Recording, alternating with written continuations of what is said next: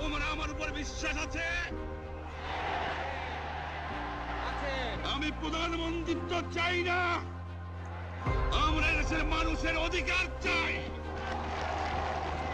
আর যদি একটা গুলি চলে, আর যদি আমার লোকের উপর হত্যা করা হয়, তোমাদের উপর কাছে আমার অনুরোধ রইল, প্রত্যেক ঘরে ঘরে দুর্গ করে তোলো। তোমাদের যা কিছু আছে তাই নিয়ে শত্রুর মোকাবেলা করতে হবে, এবং জীবনের তরে রাস্তাঘাট যা যা আছে সবকিছু আমি যদি হুকুম দেবার নাও পারি, তোমরা বন্ধ করে দেবে।